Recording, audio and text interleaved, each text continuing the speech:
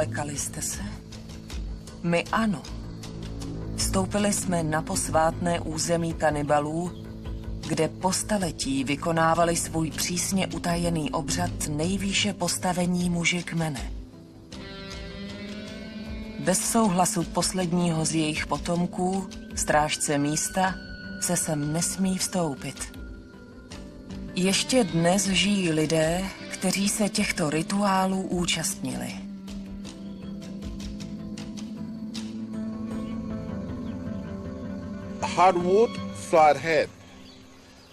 Úder touto plochou do měkké hlavy oběť omráčí, skásí se k zemi. A to je ze dřeva? Ano, většinou z černé palmy. Oběti z nepřátelských kmenů visely na tomto místě.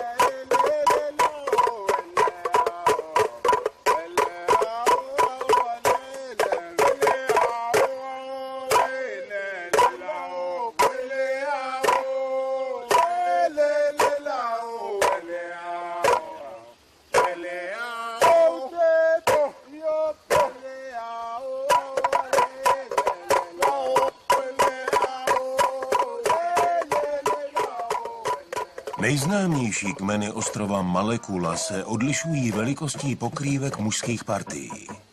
Big Numbers mají ty větší. Každá vesnice má své vlastní zvyky, tradiční zdobení i tance vyprávějící příběhy. Děti napodobují dospělé a tak se nenuceně učí novým dovednostem.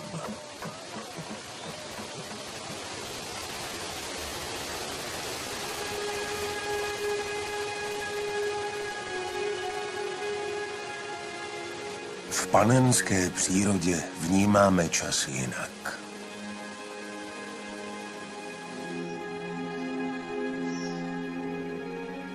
Při jakémkoliv setkání je třeba být obezřetný.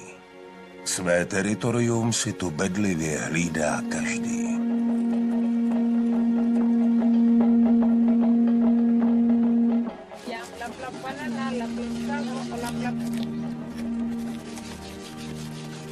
Náčelník kmene Small Numbers na ostrově Malekula nás pozval na oblíbený pokrm laplap.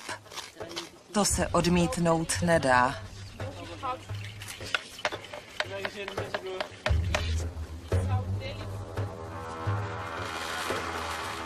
V plnění bambusů jídlem mají praxi po předcích. Ti do nich ještě nedávno dokázali napěchovat i mnohé misionáře.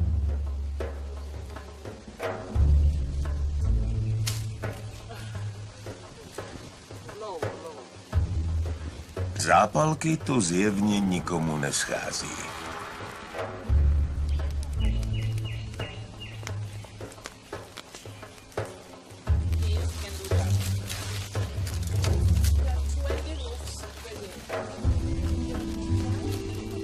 Palmové listí je pro Vanuaťany nepostradatelný materiál.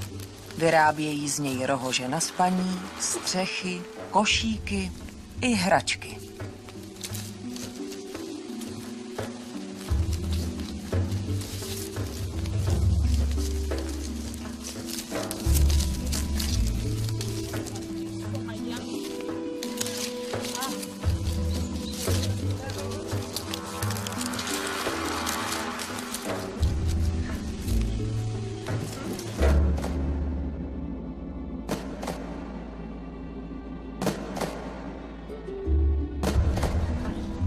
Mytí rukou před jídlem se týká zřejmě jen nás. Vtipné, ne?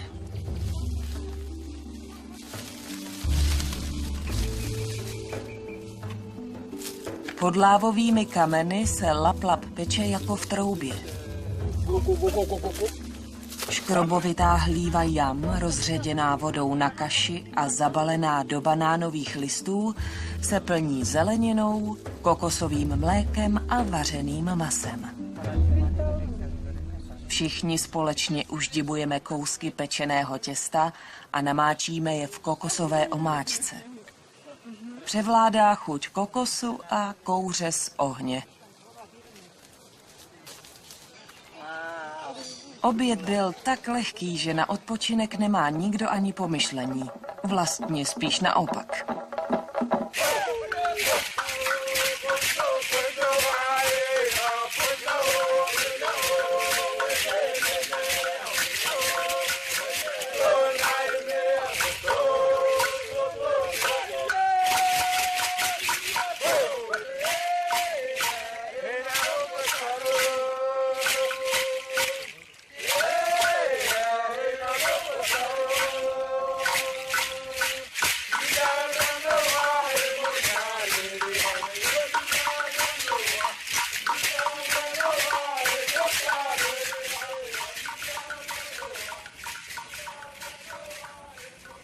To je letiště Malekula. Na ty větší z 82 ostrovů Vanuatu nemusíte plout jen lodí. Nudný let rozhodně nečekejte.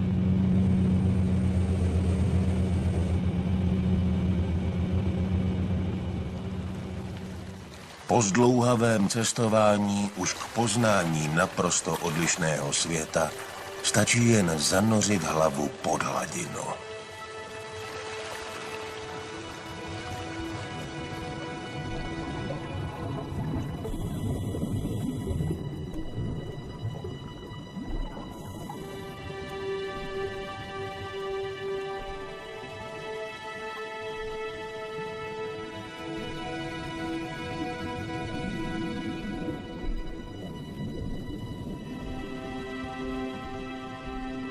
S malým kuželem světla si v nočním oceánu připadáme jako cestovatelé vesmírem. Některé nápadně zbarvené hvězdy se před světly lamp vyloženě předvádějí, jiné musíme chvíli hledat. V prostředí korálů můžou být velmi dobře maskovaní. Když mě obklopuje tma, okolí mě tolik nerozptyluje a můžu se snadněji soustředit i na ty nejmenší a snadno přehlédnutelné živočichy.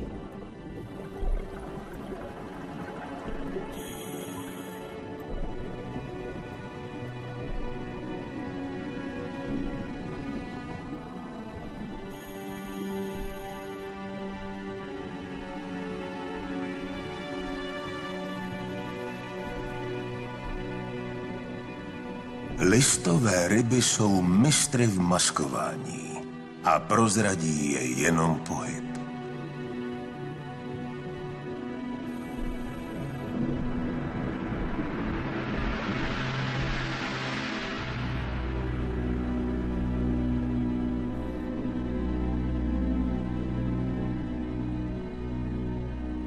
Takové barvy a ornamenty na souši nenajdete. Pod vodou si často přeji vzít si tu nádheru sebou domů. Vlastně proto se bez fotoaparátu už ani nepotápím.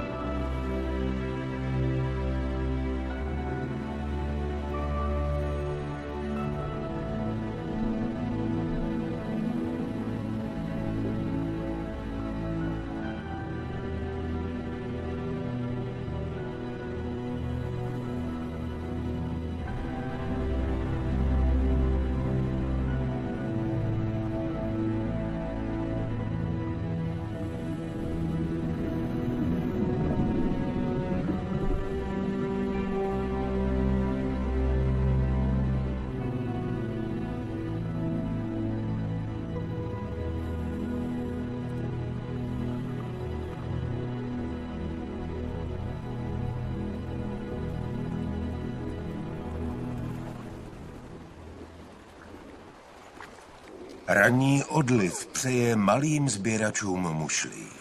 Pár drobnými z prodeje turistům přispějí svým rodičům, když jim se zrovna nedaří.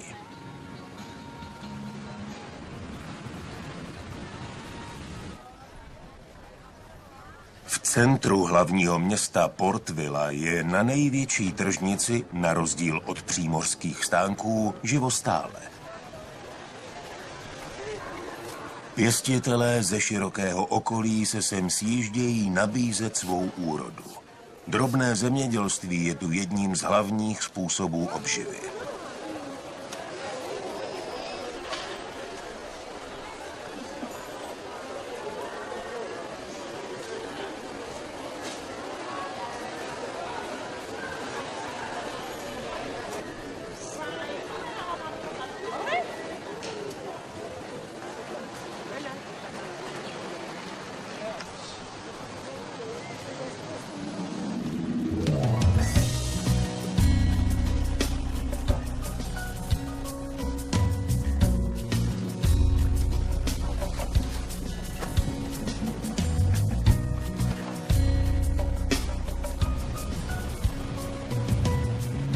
Míříme na nedaleký Tranquility Island, tedy klidný ostrov. Je rájem nejen pro potápěče, ale i pro mořské želvy.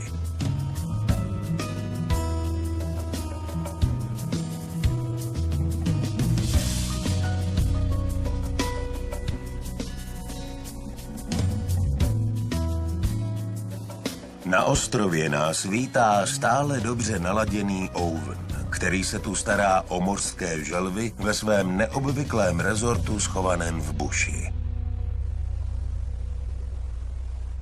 Lidé mu sem přinášejí malé karety pravé a on o ně pečuje do doby, než jim jejich ochranu zajistí vlastní krunýř. Přestože žijí na zemi o několik milionů let déle než my, právě kvůli člověku jsou na pokraji vyhynutí. S pomocí uvědomělých místních jim Owen poskytuje útočiště v nejzranitelnějším období jejich života.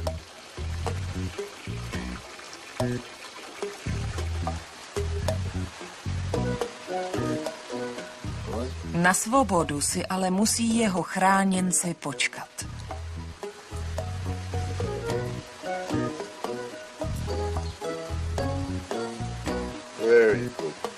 Šikovná holka.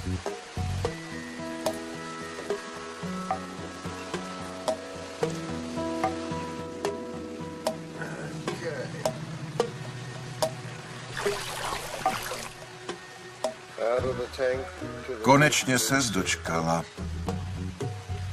Želvě, kterou jsme nenáhodou pojmenovali Escape to Nature, je právě 1 rok. Dnes má před sebou velký okamžik. Konečně pozná volnou přírodu.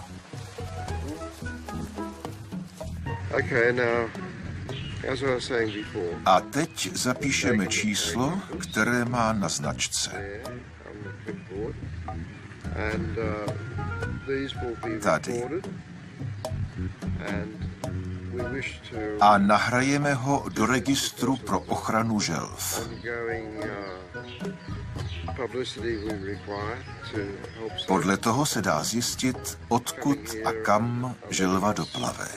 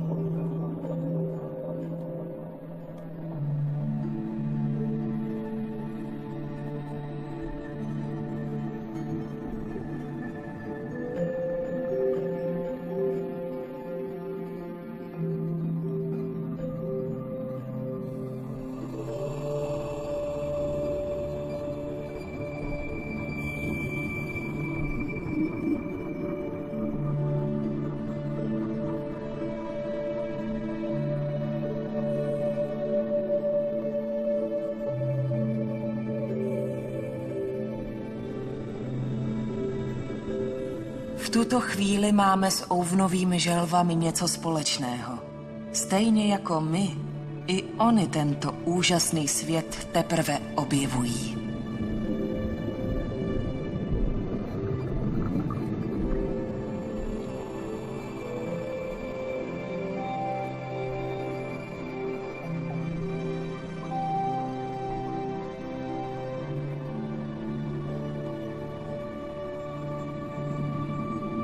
Owen vypozoroval, že v oblasti Vanuatu zůstávají želvy asi 5 let, než se osmělí vydat se na delší plavbu oceánem.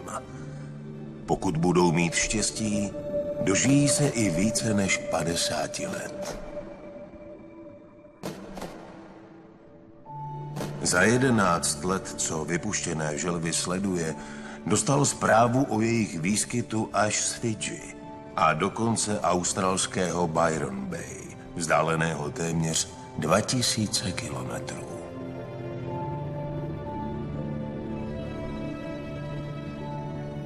Většinu života stráví karety pravé mezi korálovými útesy.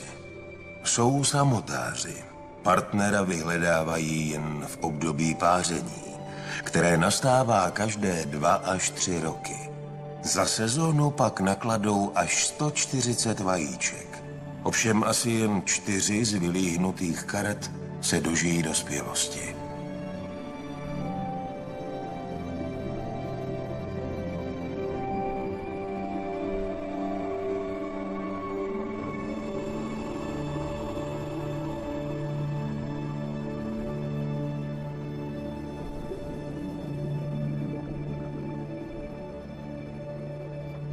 Naštěstí jsem blesky při focení nevyrušila karetu od její oblíbené pochoutky mořské houby. Ty právě našla ukryté pod starými korály.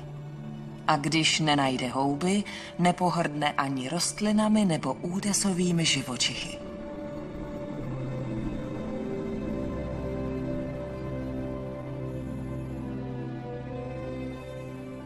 Pevný krunýř sice odrazuje mnohé predátory, ale přesto se stává kořistí žraloků, krokodýlů a lovců želv.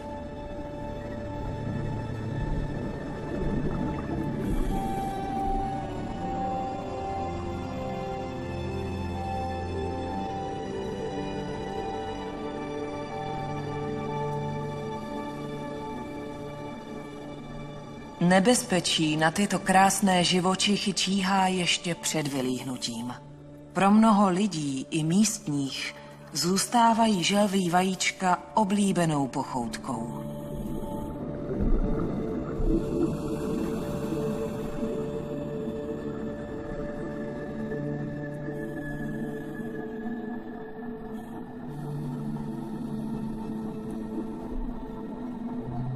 Necháme želvu o samotě. I když by bylo skvělé opět se setkat na některém z míst Tichého oceánu.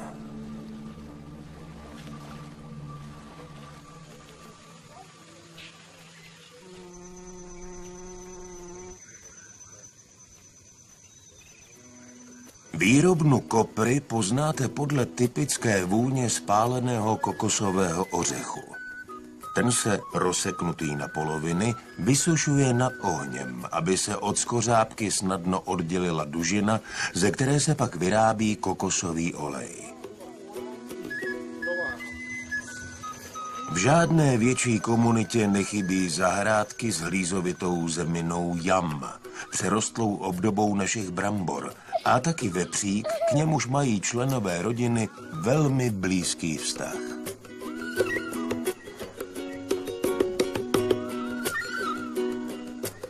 Tohle je kava. Když si chce muž s mužem popovídat o vážných záležitostech, nezajdou na pivo, ale na kavu. A nejde o jen tak nějakou kávičku. Kava se připravuje z pepřovníku a je tak hořká, až se vám z ní může zamotat hlava. Navozuje pocit lehkosti a umrtvuje jazyk. A o to tady jde.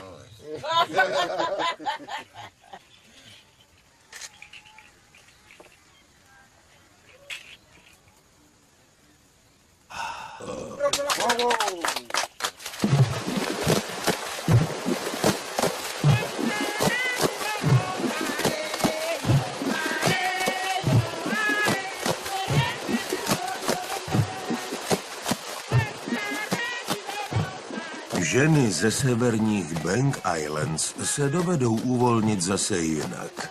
Na Oyster Island, tedy na ostrově Ústřic, kde své jedinečné umění předvádějí, nám velmi ochotně zahráli skladbu o Jitřence.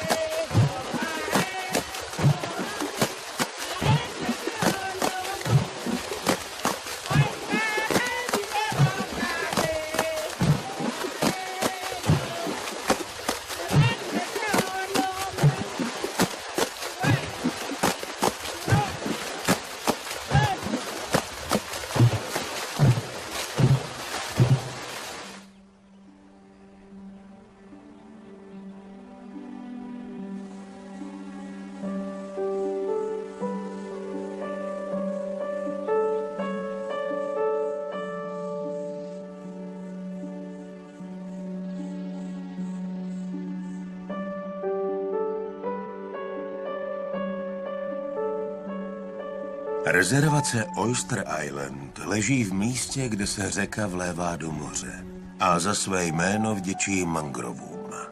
Jejich kořeny totiž poskytují ideální prostředí pro ústřice a úkryt pro mnohé mořské živočichy. Odtud vyplouváme i na řeku k jedné z legendárních Blue Hole, ostrova Espirito Santo. Za tenhle zářivě modrý odstín může fyzikální zákon. Stejně jako v moři, i tady z barevného spektra v hloubce postupně mizí červená barva. A protože je voda vyvěrající z podzemní jeskyně navíc filtrovaná přes vápenec, vidíte na dno i v místech, kde je velká hloubka. Výsledkem je nádherná tyrkysová modř.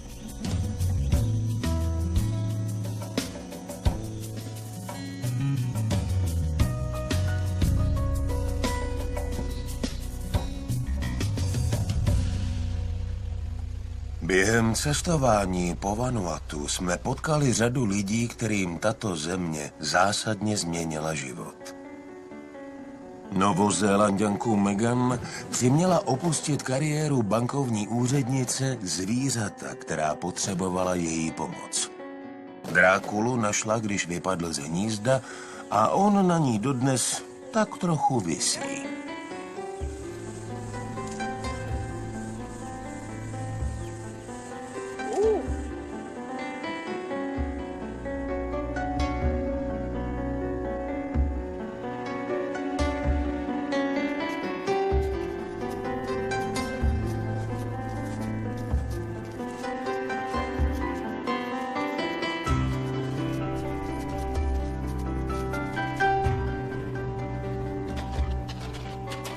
Její největší láskou jsou ovšem koně, kterým pomohla přežít, když je získala ve zuboženém stavu.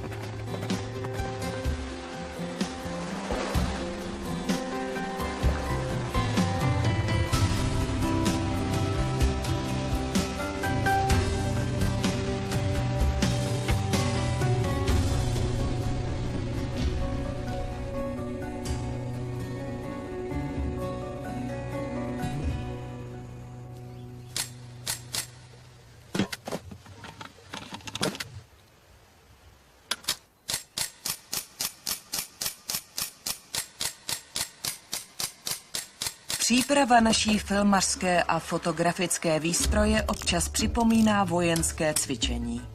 Chystáme se prozkoumat jedno z nejatraktivnějších míst pro potápěče, kteří se zajímají o válečnou historii.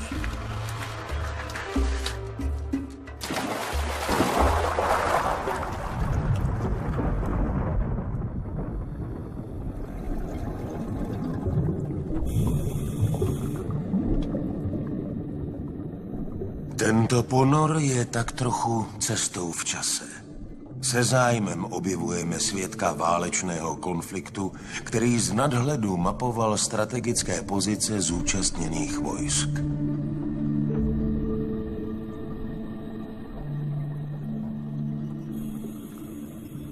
V troskách letadla SB Douglas Dauntless Dive Bomber nacházíme vrtuly, část motoru a zbytky křídel.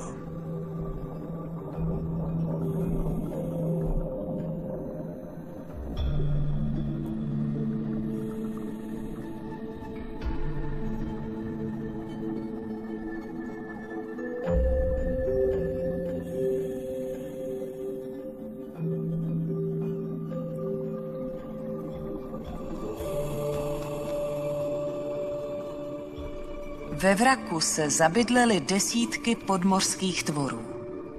Úkryt našli i v místě, odkud tehdejší kameraman bedlivě zaznamenával dění na bojištích.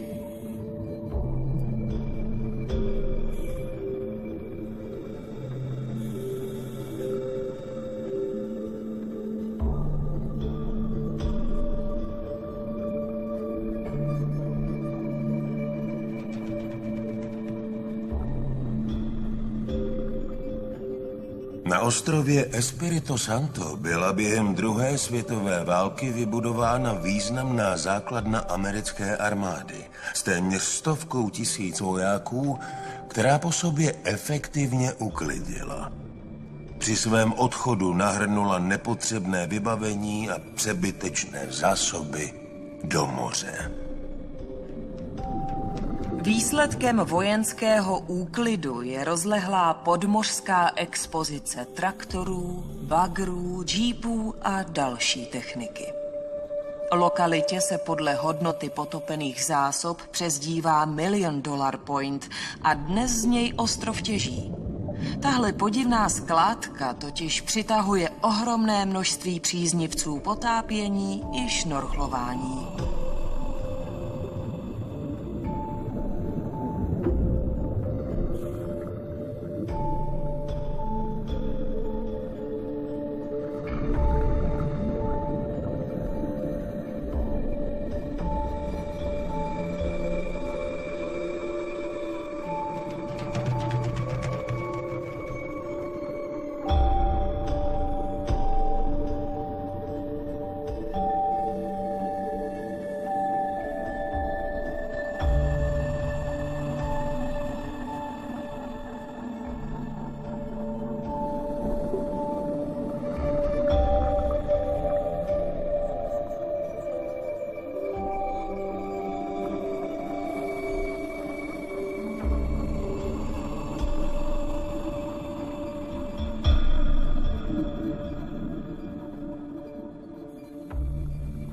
V klidu mořského ticha proplouváme nejhlučnějšími dějinami dnes opět pokojného ostrova.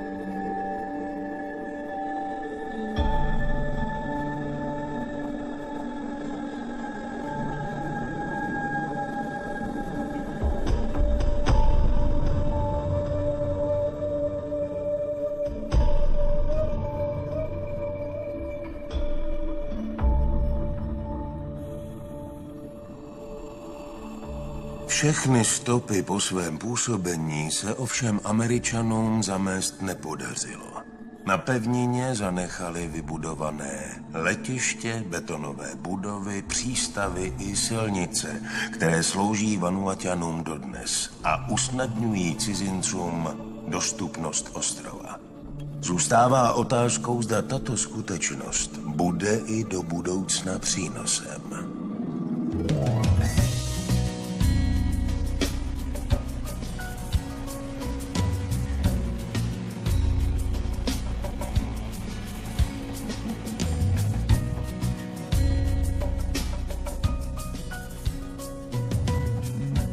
Mezi místními se rozkřiklo, že na Aore Island mají dnes doktor Alan Profke a jeho žena Debra na své privátní klinice den vyhrazený pro své pacienty. Lodní taxikář Sandy je přiváží z okolních ostrovů. Debbie a Alan se právě vrátili z Austrálie a pro místní ženy nachystali překvapení. Naši přátelé nám moc pomáhají. Kamarádka z Brisbane, která vede obchod se spodním prádlem, nám věnovala spoustu podprsenek. Vyzvala své zákaznice, aby přinesly své nepoužívané prádlo a za to jim pak dala slevu na nové. Požádala mě, abych je předala místním ženám. Měla jsem velkou radost, protože vím, jak mají rády kvalitní podprsenky. Promote buying a new bra, but the donated bras would come to Vanuatu, and she asked me if I would distribute them for her, and I was really happy about this because I know how much the ladies love good bras. Doktor Alan všem novým pacientům vysvětluje základní preventivní poučku. Vyhněte se 3 bílým jedům. Bílé mouce, bílému cukru a bílé rýži. Zdravotní obtíže u většiny domorodých obyvatel jsou nové a způsobila je změna stravovacích návyků. Nejčastěji se objevuje cukrovka, rakovina a onemocnění dásní. So 80% of the world still use traditional medicine. 80% světové populace stále užívá tradiční medicínu z buše a bylinky, které znaly generace několik století.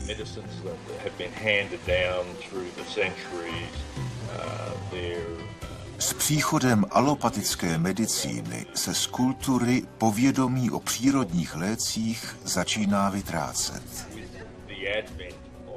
Netvrdím, že alopatická medicína je špatná, ale tradiční léky, využívané po staletí, mají rozhodně svůj velký význam a je smutné, že o tyto zdroje přicházíme.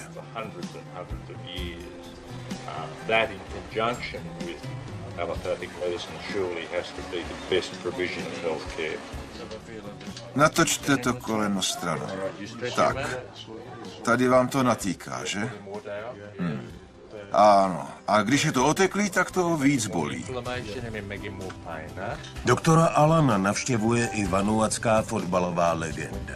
V roce 2010 se totiž trochu zázračně probojoval vanuatský tým až do kvalifikace mistrovství světa ve fotbale.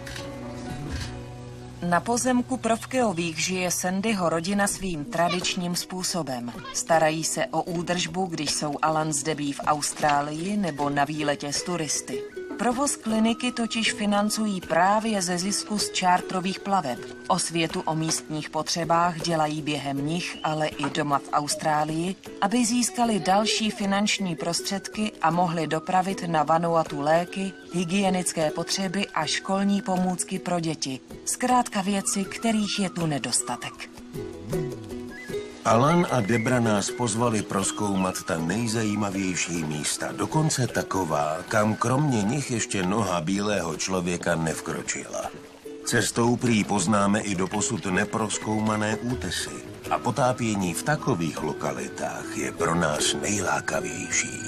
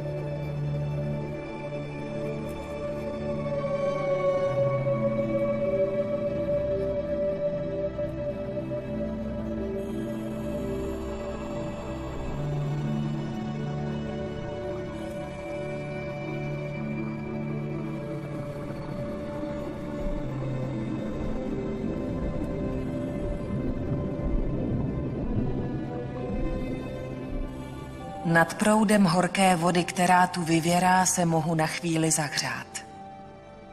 Z dlouhého čekání na správný záběr jsem totiž trochu promrzla. Vanuatské souostroví se nachází ve vulkanicky aktivní oblasti. Na ostrově Tana je činná sopka, do jejíhož kráteru se můžete také podívat.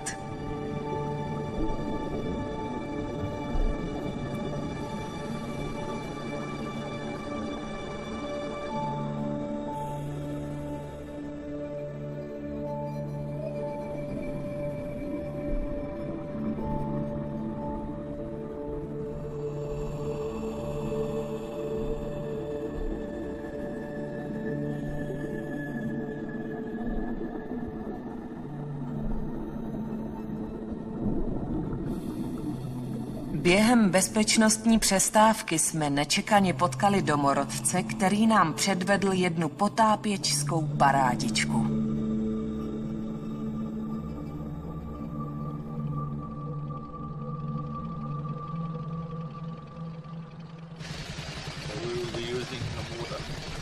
Ve chvíli, kdy Alan nastavoval plachtu k zachytávání dešťové vody, zaslechli jsme vytí vyčerpaného trosečníka. Asi bude mít hlad.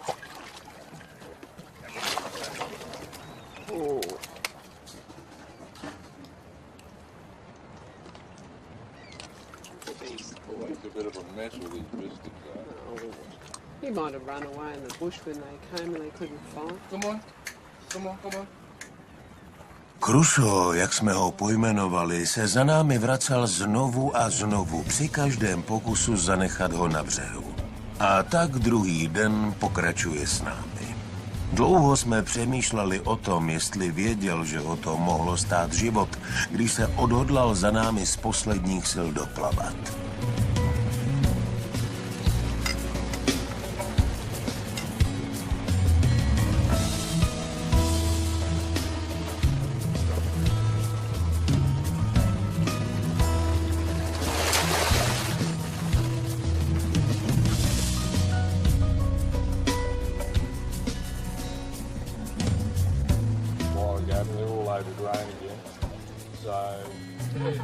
U jižního cípu ostrova Maevo jsme narazili na rodinu z Nového Zélandu. Sotva zakotvíme i my, zdejší pekař si nenechá ujít příležitost prodat nám k dnešnímu úlovku přílohu. Ve vesnicích, které Alan s Debbie navštěvují pravidelně, už mají mezi místními přátele a vědí, co potřebného pro ně mohou udělat.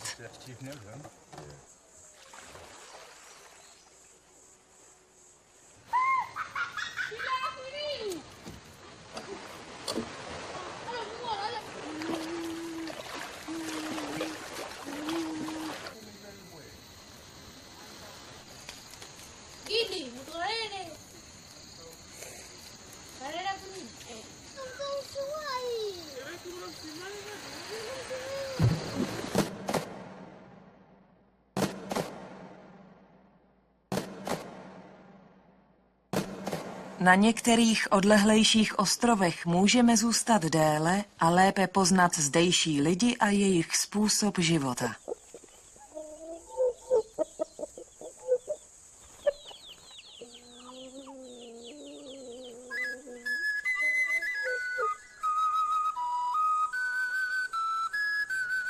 Erika nabízí ubytování v prostých, ale půvabných domcích pro hosty.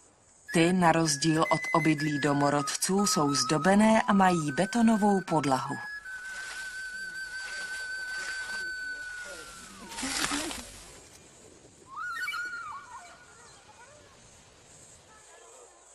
Džunglí do místní školy docházejí děti ze širokého okolí. Učitelé krom výuky angličtiny a počtů upevňují dětem povědomí o vlastní kultuře a připravují je na střet s civilizací. Ví, že jinak by se jim jejich hodnoty nepodařilo zachovat. Bohužel i na takto odlehlých ostrovech se vývoj civilizace nezastaví jen proto, že nám z rušných měst se to tak líbí. Už zjistili, že svět kolem nabízí spoustu užitečných i zábavných věcí a taky po nich touží.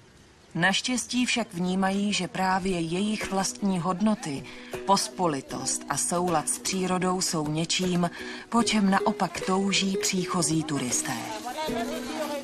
Členové této rodiny se sešli, aby pomohli postavit dům pro mladý pár. Bambusové stvoly připravují pro výplet stěn, tvořící současně zajímavý dekor.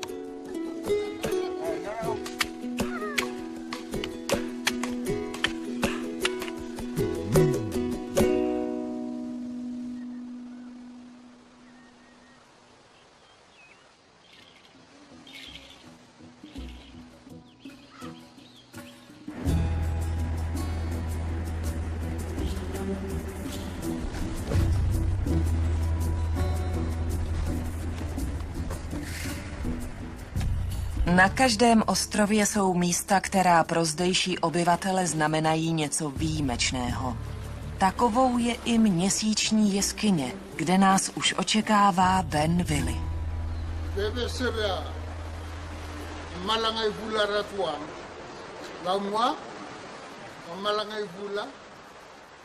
Legenda praví, že v této jeskyni se zrodil měsíc.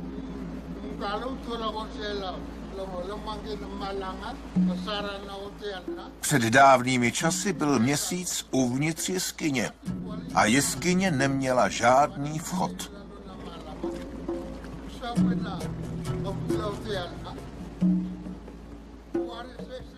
Jednou se tu objevil stařec a spatřil měsíc viset pod stropem. Zavolal ho k sobě a hodil s ním směrem na jih. Tak prorazil do jeskyně jižní vchod. Měsíc se k němu ale vrátil. Hodil ho znovu na sever a prorazil druhý otvor. Od té doby se dá jeskyní proplouvat. Ale měsíc se tam už nevrátil a zůstal na obloze.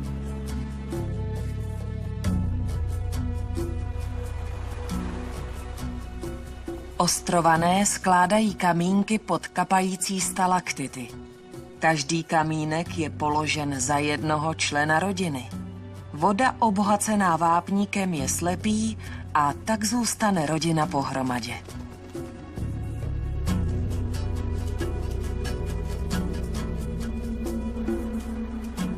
Tola panue sana so. Tola ure ya malvo. Kataro kaya la horot lalo na malanga ulul. Lidé žijící v 18. století nám tu o sobě zanechali vyrytou zprávu. Vše, co pro ně bylo důležité, kreslili do skály. Z jejich doby pochází i tato loď. Byla první, kterou v životě spatřili. Pravděpodobně se jedná o plachetnici kapitána Jamese Cooka, který se plavil z ostrova Pentecost na ostrov Santo.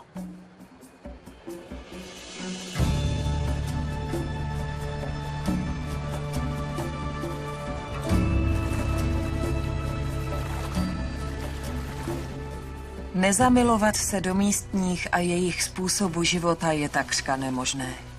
Každé loučení pak bolí stejně jako opouštění vlastního domova. Divya na Maevo našla svou novou rodinu, když tu pomáhala pod vlajkou americké mírové společnosti. Teď po roce její služba končí. Nikdy nezapomene na příjemné večery, kdy si s náčelníkem vyprávěli příběhy.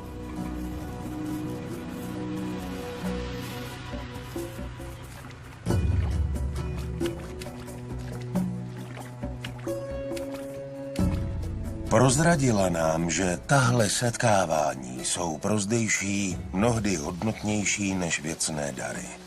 Alan s Debbie si na popovídání o současném dění najdou také vždycky čas. A tak jim domorodci rádi ukážou svá tajná místa, o kterých by se jinak nedozvěděli. Ostatně všeobecně tu platí zaslušnost dovolit se náčelníka vstoupit na území, kterému patří.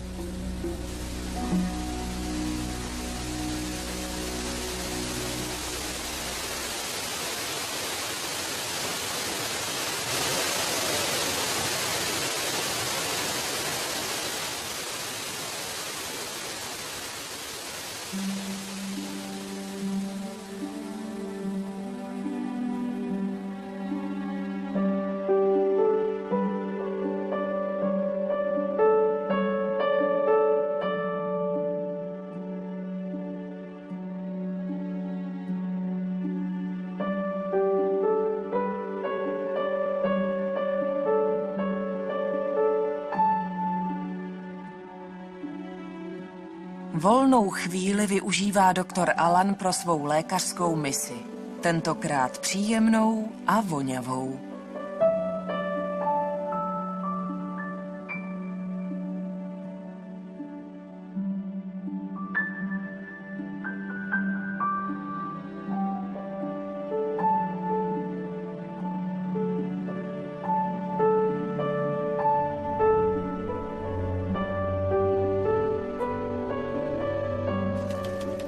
Čím více ostrovů jsme navštívili, tím silnější máme pocit, že k hlubšímu poznání vanuatského souostroví by nám nestačil ani zbytek života.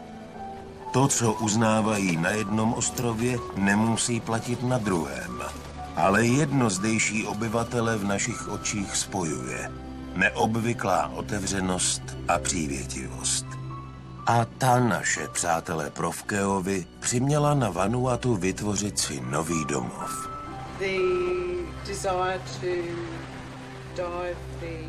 Potápět se k vraku Coolidge bylo vždycky Alanovo velké přání. Když navrhl, abychom se sem vypravili, řekla jsem, tak jo, pojďme do toho. Netušili jsme, co nás čeká. Hned jsme si to tady zamilovali. Uvědomili jsme si, že můžeme těmto ostrovům na oplátku hodně pomoci. Prezident Coolidge byl původně luxusní parník flotily prezidenta Spojených států. Na začátku druhé světové války byl pro potřeby americké armády upraven na transportní loď. Trup měří více než 200 metrů a leží pouhých 300 metrů od břehu a je jedním z největších a nejpřístupnějších vraků na světě. Melovi průvodci z klubu Santo Island Dive se budou s námi dnes potápět. Studujeme schéma vraku i cestu, kudy budeme postupovat.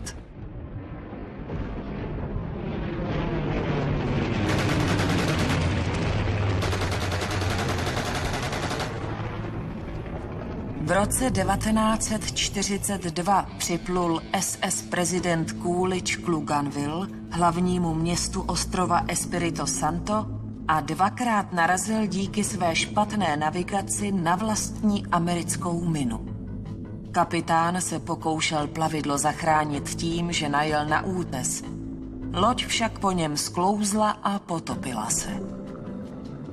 Téměř všichni z 5440 vojáků a členů posádky přežili.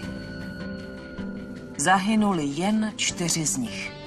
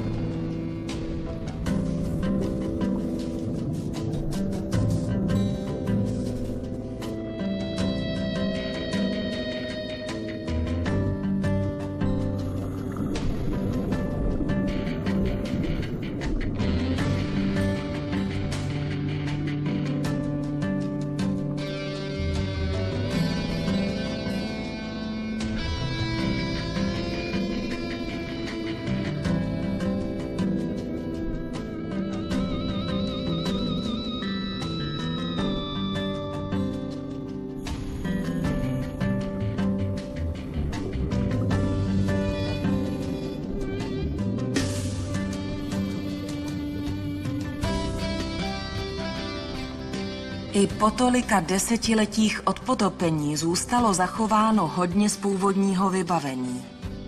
Lustry v kuřáckém salonku první třídy mají dokonce nerozbité žárovky.